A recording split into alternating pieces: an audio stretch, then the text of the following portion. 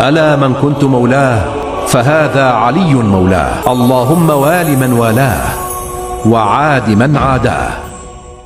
Ayman. I'm from a Palestinian family of Greek origin. My family is a kind of mix of, it's predominantly Melkite Catholic, but there are Maronite parts to it. There are a lot of agnostic and atheist people, and then there are also some Sunnis as well, mainly converts as well. My family, obviously, because of the Palestinian issue, is spread all over the world. So there's family in Cyprus, but there's also family in Syria, Lebanon.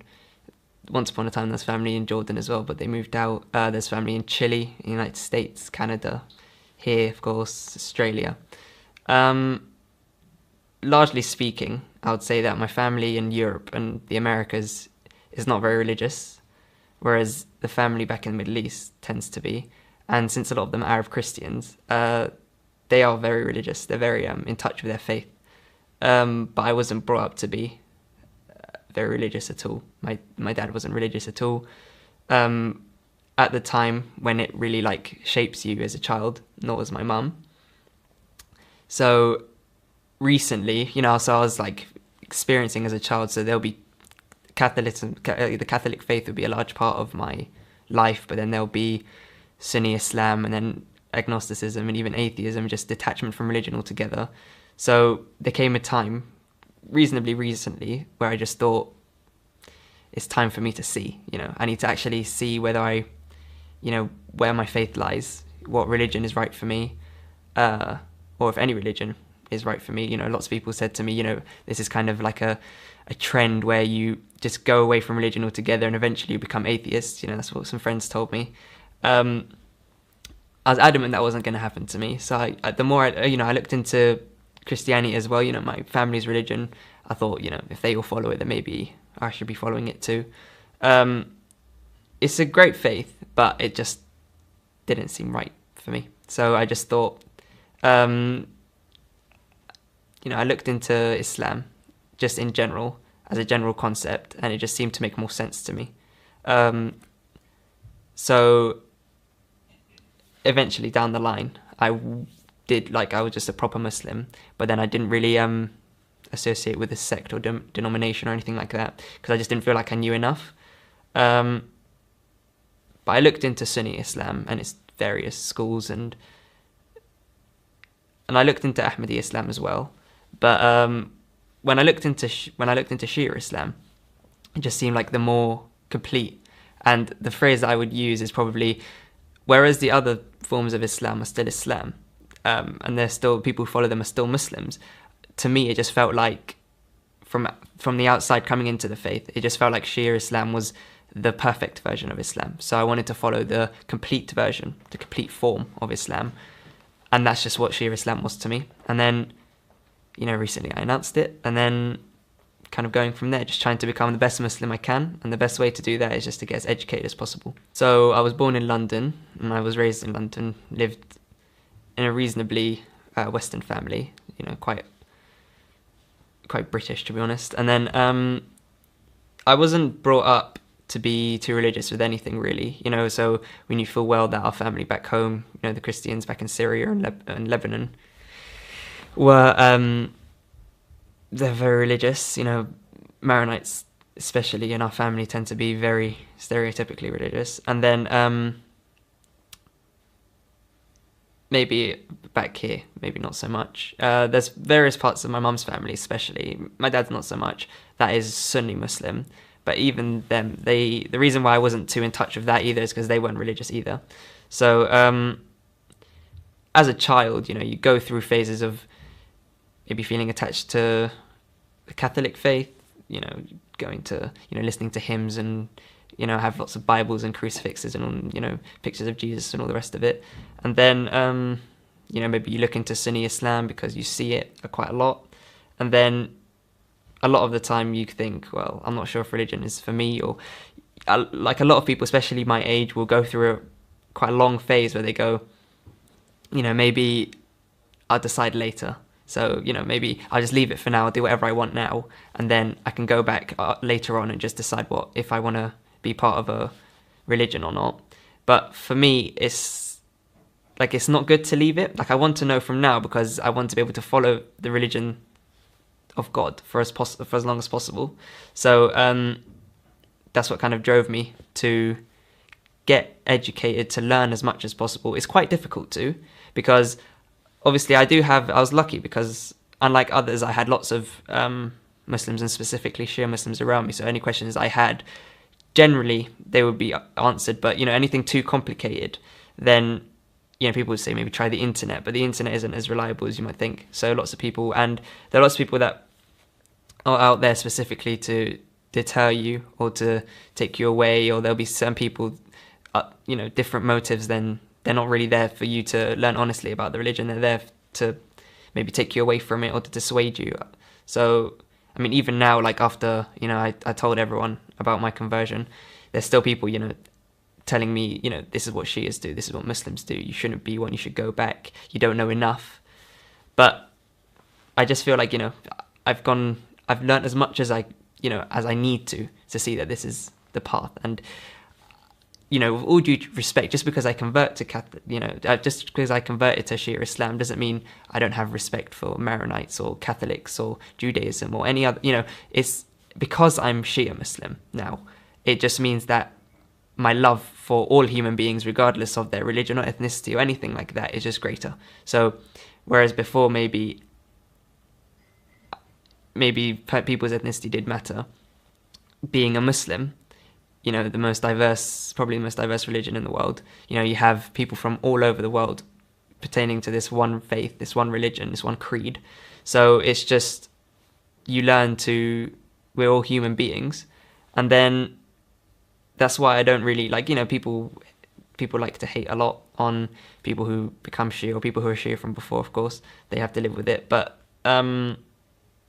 we don't really, generally speaking, we don't reply, or we don't kind of, when we make an argument back, we don't do it in the same kind of way. It's more kind of educational rather than an offense, because that's what they lots of people, they try to dissuade you from, especially Shia Islam, by swearing and by, giving bad examples of things like that happened.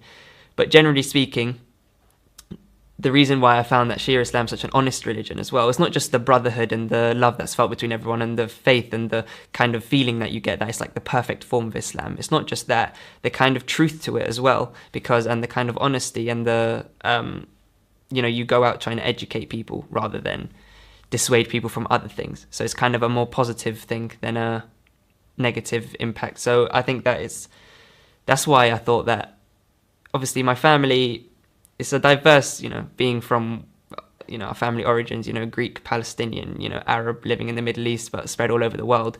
There's a massive range of religions and beliefs, but I just thought that this one, which is one that no one else really believes in at the moment in my family, I thought this one was right for me. And I'm kind of trying my best to open my family's eyes just in general, not just restricted to the close family that I have here who are starting to come over, but also to my family in Chile, my family in Syria, my family in Lebanon, my family in, Sydney or wherever, just trying to open their eyes just to get them educated. And even if they choose that it's not for them, at least they would have found out exactly what it's all about. And to be honest, when people find out about what Shia Islam really is about, then it just becomes that whole lot easier to accept it, because it is like a wonderful branch of Islam, which is obviously the perfect faith. Right, so my family is mainly Melkite Catholic, but there are a large number of Maronites in relative to especially to Sunni Muslims. There's far more Maronites in my family. So in my family, when they moved from Crete, they settled in a small village called Kafr Baraim, right in the north of Palestine, about historic Palestine, 4 kilometers from the Lebanese border, and the population was mixed Melkite and Maronite. They're both forms of Catholic Christianity, Eastern Catholic Christianity, but the Melkites are it all goes back from before. So Maronites are followers of a monk, a Syrian one, that moved to the mountains of what is now Lebanon, but back then it was all Great Syria, and they follow a kind of stricter form, and it's more. But both forms compared to other forms of Catholic, so for example, Catholic Christianity, the Latin Rite in the Vatican, people convert in and out of that all the time. So it's not it's like, it's multicultural, whereas Melkite and Maronite Christianity tend to be very homogeneous. So it's like Melkite Catholic Christianity in particular is very, so like I said, my family's of Greek origin. That's like the same with everyone who's Melkite, really. There was always a very recent link to Greece. Maronite Christianity tends to be a very recent link to Syria. So that's where they're from. Maronites, they use it's like a Greek church. So the historic language is Greek, but generally speaking, since most today are from the kind of Middle East, they tend to all speak Arabic. But the Maronites, the language of their church is still Aramaic. And Maronites, even in my family, so, obviously I'm proud of being Palestinian, proud of where I'm from, proud of being Arab and all the rest of it, but my Maronite side of the family tends to identify much more as Aramaic or Syriac, and they don't like to be called Arabs. They think it's not what they are, because, their church it was like persecuted in the past, so they think that if by accepting an Arab identity, that kind of takes them away from their roots as Aramaic and Syriac. Well, I've only been to Palestine twice because my father was a first-generation refugee. He left the north of Palestine in 1948. He refused to go back to Palestine because he said that he always used to say that I refused to ask my occupier for permission to visit my own homeland. And obviously, that's what you have to do when you go to the airport. So, so my father was heavily involved in the PFLP, Popular Front for the Liberation of Palestine, and the Fatah organization, and he was in contact with the military leadership of Hamas as well in Cyprus. That's where my family used to be based. So I was raised as an ardent nationalist. So I believe strongly in the one-state solution that we are, and as a Palestinian, I feel that, because Palestine is so diverse historically and still to this date, Palestine is such a historically, religiously diverse area. It's a diverse place. I don't think that religions as such should be used as an exclusive form to return Palestine. I think that certain forms of Islamic extremism, especially now that, I associate myself with Shia Islam, I see the Sunni extremists and I see what they do in Iraq and Syria, and I don't want them to get any more extreme. I'd rather that it was all based as kind of a popular movement, whatever faith you are, we can all live together. I think that's like a core foundation of Shia Islam. That's what I feel anyway, that, as human beings, we're all created by God, of course, and we're on the same earth and we have the same kind of mission, which is try to, it's all for our, we don't pray, we don't fast, and we don't do the rest of it for God's good. We do it for our own good, so we can get into heaven. And our role here is to try to be as good people, as the best people that we can, so we can try to get into heaven. And I see that as an important part of being Palestinian too, that just because someone has a different faith than me doesn't mean I'm going to try work against them or have any differences with them. If a Jewish person is not Zionist, then I see him just as much as my brother is a Palestinian who is Christian or Muslim or any other faith. So being Palestinian, of course, I'm very proud of it. And it's difficult, though, because there aren't really Palestinian Shias. So if I wanted someone I could associate with completely and fully, like 100%, then the easiest thing would be a Palestinian Shia who I could relate to on the kind of national level and the religious level. But there's only a couple of thousand really, and there was like a genocide of them, of the town that was Shia near my hometown.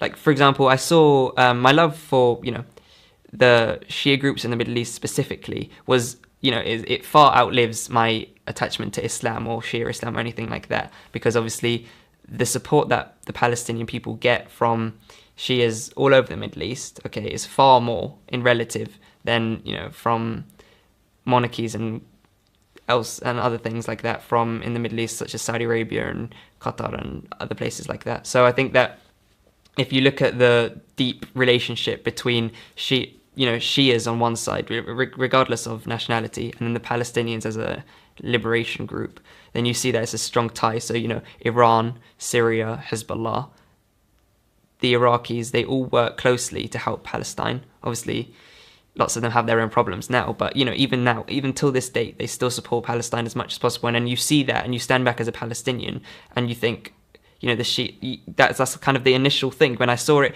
Actually, it probably helped a lot that I was Palestinian, to be able to accept the Shia strand specifically of Islam, because I see the Shias helping so much, being the biggest help. In all honesty, Iran has actually sacrificed its ability to be massively prosperous for the sake of Palestine. Iran doesn't get anything. There is no profit for Iran for being the most pro-Palestine state in the world. It does it because it's deep love for Palestinians. So, and then you can see that as a Palestinian very easily, and you stand back and you think, well, they do this, and it seems to be Shias doing the most. Like, why is that? You look into it and quickly you find that Shia Islam is all about brotherhood, and it's about standing by the people, a just cause and the truth and justice. And then the more you look at them, obviously I support that massively, any human being really should. And then that's what kind of served as a stepping board, somewhere to start. And I think that actually really helped. To be Palestinian helped me find the path of God, which is just excellent, really.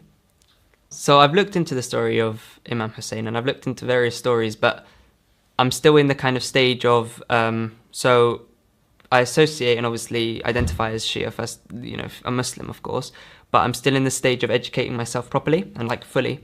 So I know the stories, but I still want to know deeply, the analysis and the meaning, and obviously that will help me. But obviously you can see, just by knowing the story and knowing you can see what Shia Islam stands for, and Islam in general stands for, justice and the standing by truth and standing by the people that are oppressed.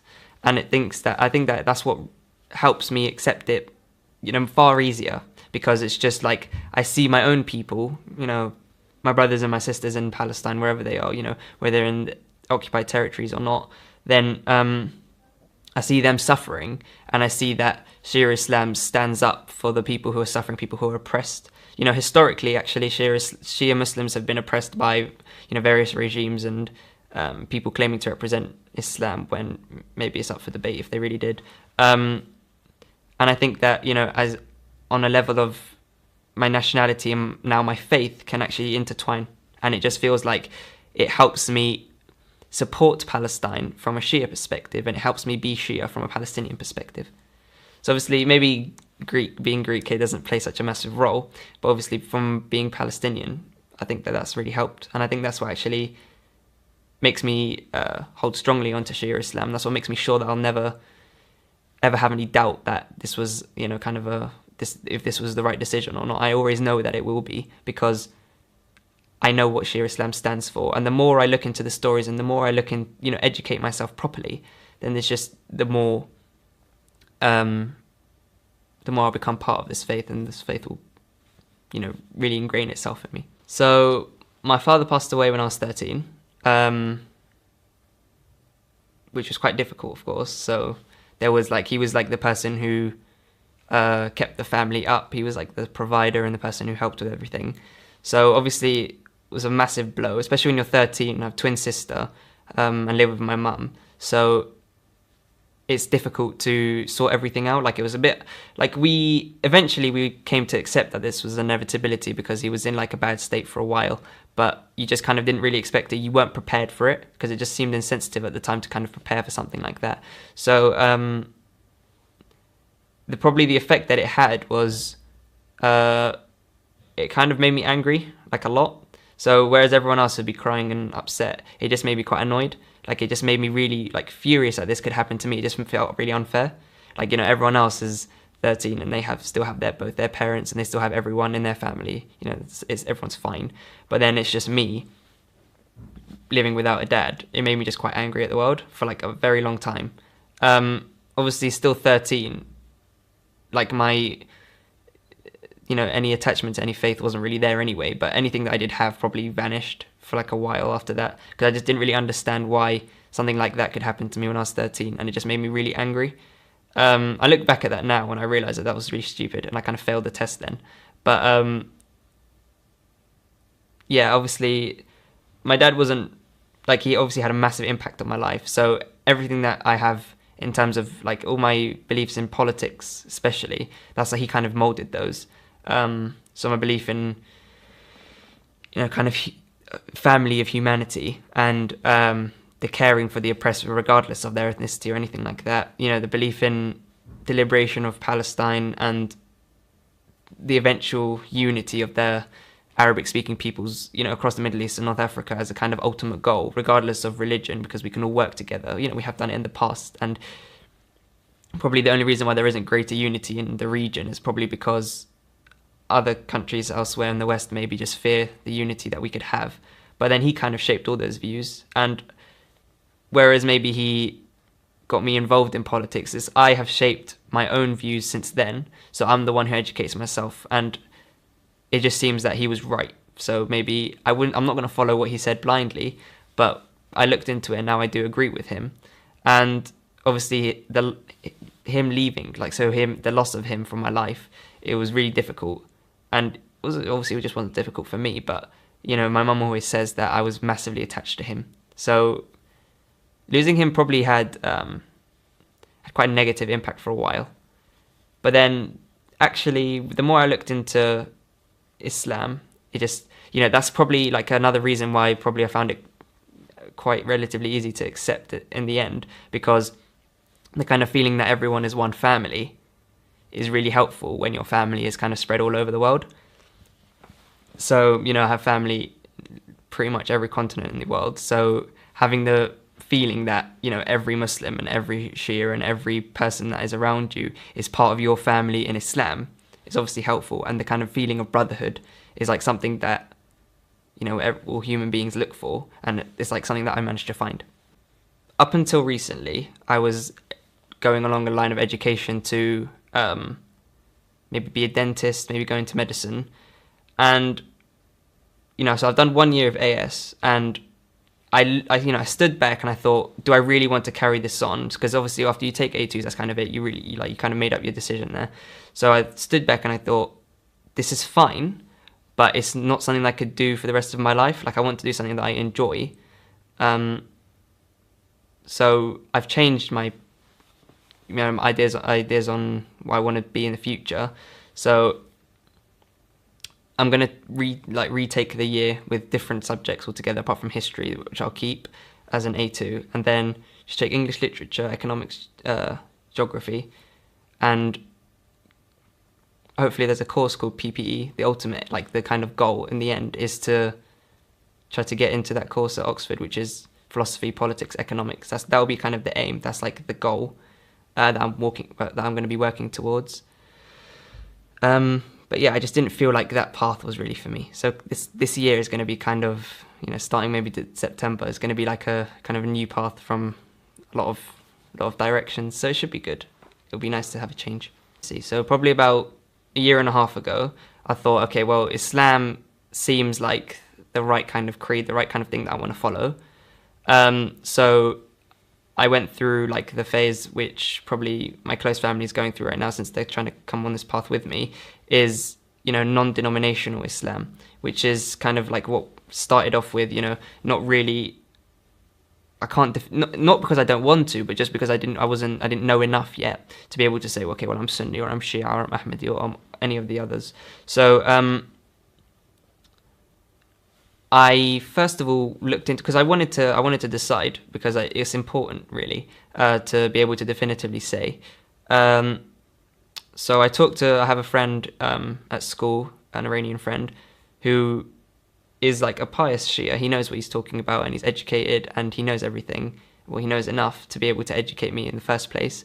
And he told me to look into things, and he showed me sites and he gave me the address of a Shia mosque in London, and being able to go and look into everything, it kind of opened my eyes. It opened my eyes initially, and then that's when I became more interested in Shia Islam. And obviously I did look into Sunni Islam, and I did look into other forms of Islam just to make sure. But Shia Islam, the more I looked into it in relative to the other forms, is the more I realized that whereas the other forms are still Islam and their followers are still Muslims, as I said, this is the perfect form of Islam. So I looked into it, and then I realized this is. It wasn't actually very long ago that I just told myself I have to, Shia Islam has to be the path that I choose. But it's just getting to the point where I'm educated enough to be able to say, yeah, I'm Shia Muslim now. That's what kind of took a while. So, but yeah, there's been plenty of help along the way.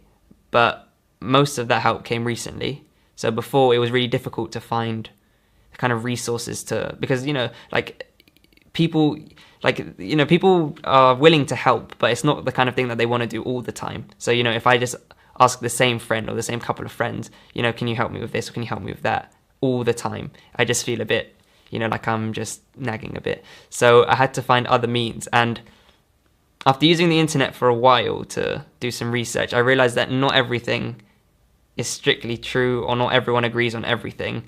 And generally, it seems to be a lot of people giving their opinion rather than fact.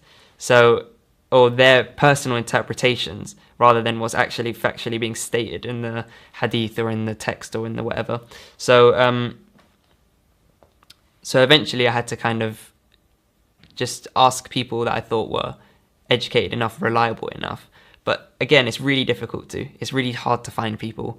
But that's why even right now, as I speak right now, I'm still not at a point where, I'm on a level where, like with the rest of the Shia community, I still have so much to learn.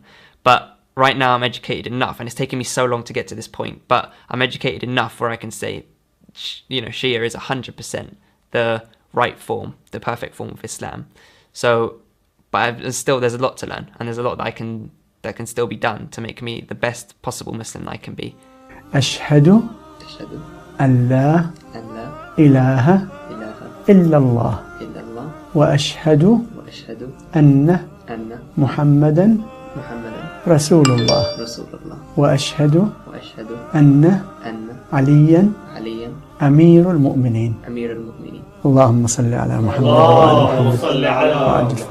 وآل محمد. May Allah bless you and give you more light, more knowledge, and more courage to implement the knowledge and to spread the fact and the truth among others, inshallah.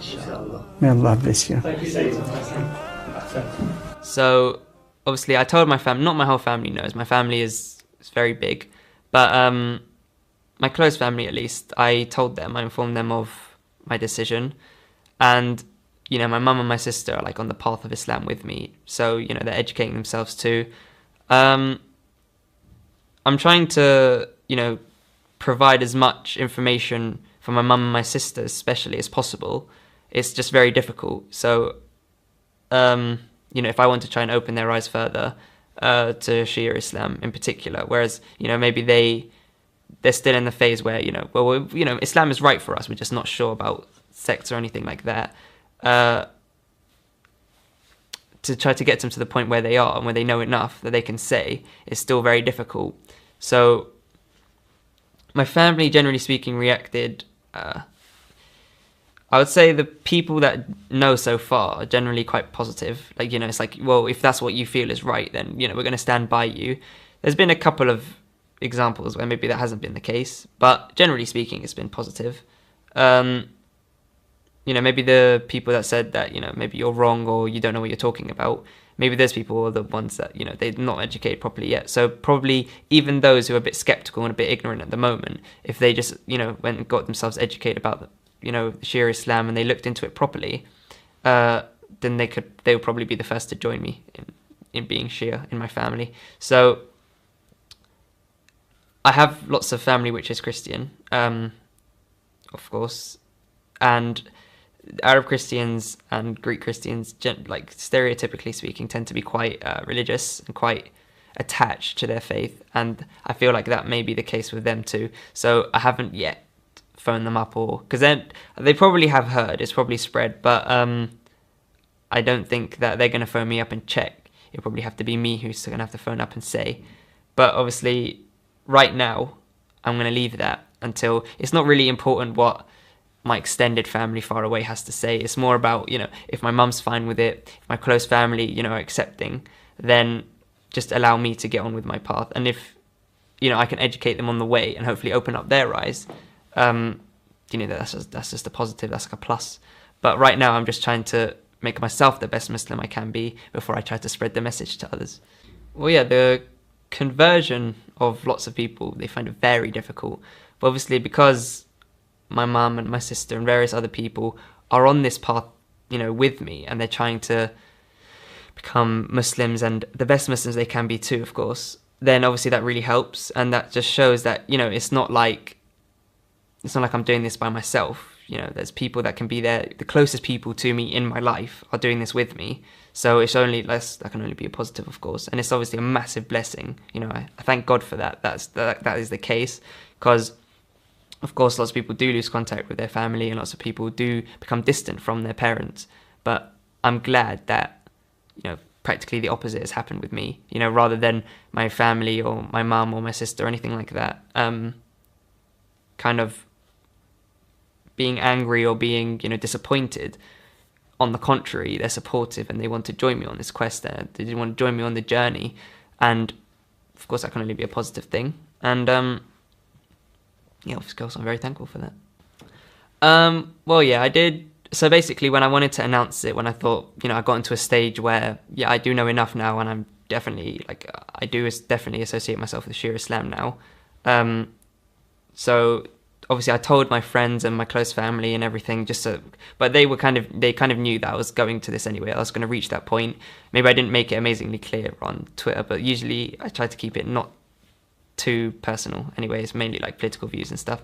But yeah, so I announced it on Twitter, and, you know, it's like there's lots of retweets and favorites and stuff, and generally speaking, like 95% of the replies are positive, and, you know, they're congratulations and, well, you know, like, I'm happy for you, and may God bless you, and may God help you on your path and all that. You know, it's fantastic stuff. You know, if I just retweeted them all just to show that, you know, my appreciation and for their tweets. And, you know, there's been lots of support, and, you know, people message me and they're like, if you need any help, you know, we're here. If you need, of course, that's how this channel got in touch with me, is because everyone wants to help and everyone is, like, really supportive, and it's just like one big family. You know, people just give me links, like give me the emails of certain scholars. Some people, you know, tell me, look, if there's anything if anything you need, we can just tell you. There have been some issues with people that maybe, there are a couple of issues with, like, Christians, you know, who said that we're disappointed with you, that, you know, you should have stayed to, you know, part of Catholic Christianity and all the rest of it. Maybe those people are maybe intolerant, but yeah, the points that they made weren't especially positive. So it's not like you're going to persuade me to go back to any form of Christianity if all you do is swear and you curse me. That's not really, like, you're not really educating me, you're not really helping your cause there. So there have been some kind of ignorant, abusive kind of things on, it's nothing that can't be handled, but, like, it's, you know, some messages that are a bit irritating, really, you know, like, kind of, you know, we're one Muslim ummah, and it's just, like, it's sad that other Muslims think that, you know, they believe the lies that spread about Shias. And really, when you know, some of the things that they say, the moment you look into Shia Islam, you know, you realize just immediately that it's just all, you know, just a bunch of lies, really. But they believe it, and they, you know, they use it to, you know, they say, oh, you guys do this. I'm not going to give specific examples because it's actually ludicrous, but, you know, you guys do this, or you guys do that, or they believe this, and it's just like, they don't, but they stick to it, and it's abusive. But again, lots of people, you know, people, because they're so supportive, and it's like one big kind of family of Shias, you know, wherever they are, whether they're in the street, whether they're in the mosque, or whether they're on Twitter, you know, everyone kind of helps, and everyone kind of tries to educate each other. So whereas the people who are doing the abuse may be quite negative, maybe just say some bad things, the response is generally, you know, educational, as much as it can be with the character limit. But, you know, just try to educate people. You know, I have close friends that try to make a point. It doesn't always work, but, you know, generally speaking, it's quite positive, and it's quite, like, it's happy to see. You know, people are so happy, and it's nice. I think it's generally, because it's so positive, it's been quite easy. It's just helped.